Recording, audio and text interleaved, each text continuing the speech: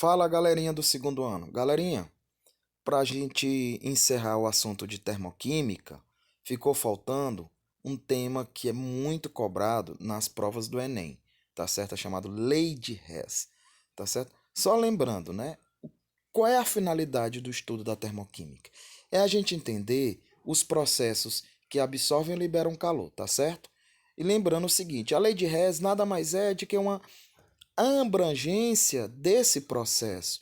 Lembra o seguinte: eu preciso saber, numa reação química, se as substâncias estão absorvendo, ou seja, se tem um conteúdo de energético positivo, ou se estão liberando energia, ou seja, se tem um conteúdo de energia negativo.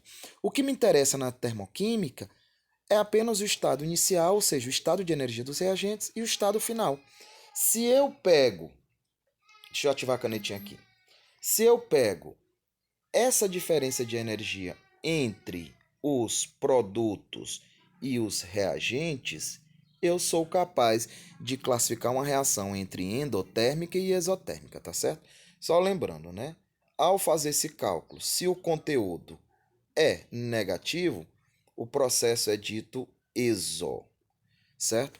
Pelo contrário, se eu faço o cálculo e esse valor me dá um valor positivo, quer dizer que o processo é endotérmico.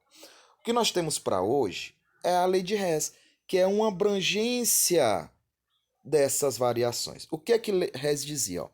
A variação de entalpia de uma reação química depende apenas do estado inicial e final de um processo. Ora, esse conhecimento, gente, nós já temos. A diferença aqui é que esse conteúdo ele é muito mais prático. Ele quer dizer o seguinte, que às vezes tem transformações químicas, gente, que tem várias etapas. Né? Tem muitas transformações químicas que não acontecem de uma forma direta, como a questão da formação da água, formação da amônia, ou combustão de alguns combustíveis, tá certo? Tem reações que acontecem em várias etapas. E aí o que, que acontece quando eu vou calcular a entalpia desses processos? Eu tenho que calcular as etapas individuais? Não. Hess dizia que num processo químico basta eu saber o estado inicial e final do processo e pronto. Olha o que aqui, ó. Trata-se de um caso particular da lei da conservação de energia, que é a lei que rege também a lei de Lavoisier, que é a lei da conservação da matéria. Observem aqui, ó. Eu tenho um sistema que está perdendo calor, é um sistema exotérmico. Só lembrando a atenção aqui que às vezes em questões é muito cobrado. O sistema tende a ficar frio porque perdeu calor, enquanto os processos endotérmicos têm a tendência de ficar quente, porque você tem um princípio da conservação de energia. A energia vai entrando ou a energia vai saindo até os sistemas adquirirem uma estabilidade energética, tá certo? É só isso aqui que trata a coisa.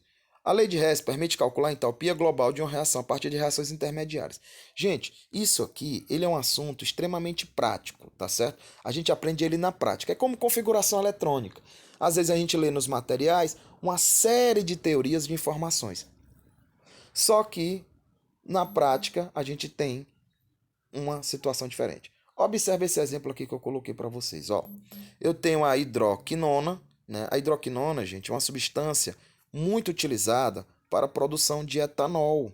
Né? Não é todo o país que tem uma tecnologia como o Brasil tem, tirando da cana-de-açúcar, ou os Estados Unidos tem, tirando do milho, ou a Europa, Alemanha e França principalmente, tirando da beterraba, para produzir o etanol. O etanol é matéria-prima para várias situações. Lembro agora, gente, que nesse período de pandemia que nós estamos passando, é uma coisa imprescindível, ou imprescindível, é o uso do álcool em gel. E o álcool, a base da matéria dele é o etanol. Olha a reação aqui, ó. A hidroxicloroquina, ela reage com água oxigenada, aí produz o etanol, que é esse de amarelo aqui, e produz água. Isso é o processo de produção do etanol. Só que esse processo, na verdade, gente, ele não acontece na única etapa como está sendo descrito aqui, não, ó. A gente coloca assim de uma forma simplificada, mas ele ocorre em três etapas: etapa um, etapa 2 e etapa 3. Tá certo? São três etapas. Na primeira etapa, a hidroxicloroquina ela se transforma em hidroxicloroquina aquosa e libera gás hidrogênio.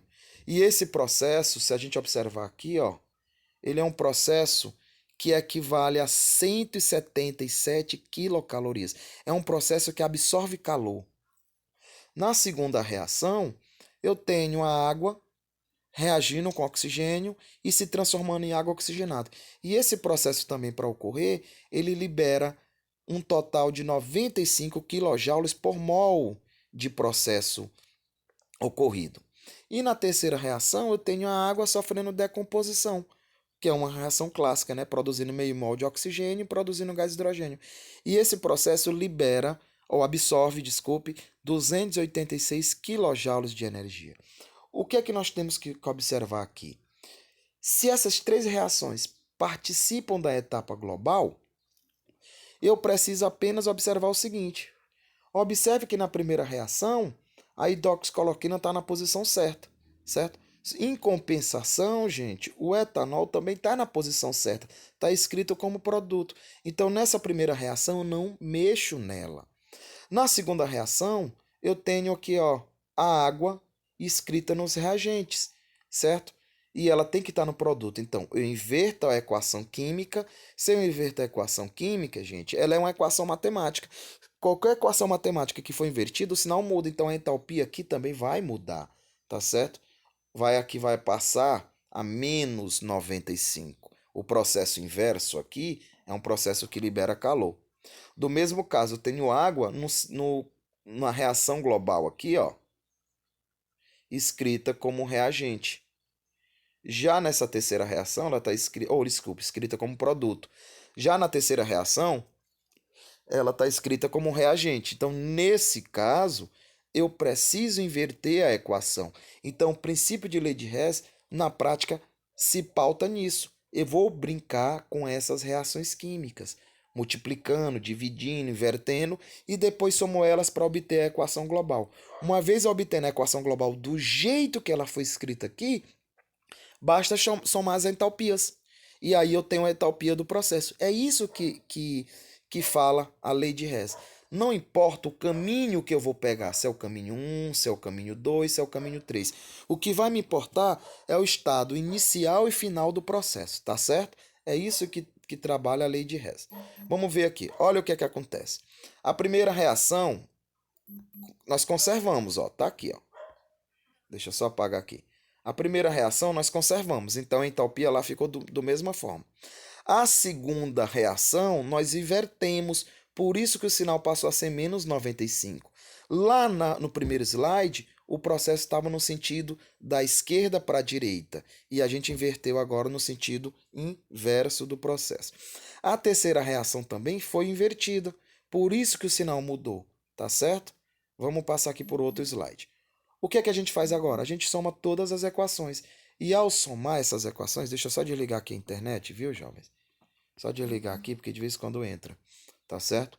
O que é que acontece? Eu obtive a equação global. Ao obter a equação global, eu obtenho o ΔH. E observe o seguinte, que as três reações que formam que fazem a hidroquinona se transformar em etanol são processos que absorvem calor. Só que no final, o processo libera calor. Isso significa, gente, que é um processo do tipo extremamente energético. 204 kJ por mol é muita energia liberada por mol de substância. Tá certo? Então, fiz um videozinho pequeno, simples, para a gente dar início. Amanhã, quinta-feira, que é dia 23, eu vou trazer as questões já comentadas para a gente trabalhar a lei de Hess e, na sequência, eu vou passar uma atividade qualitativa valendo a nota do mês de abril, viu? Qualitativa, viu? Tchau, tchau. Espero que tenha ajudado todos. Até logo.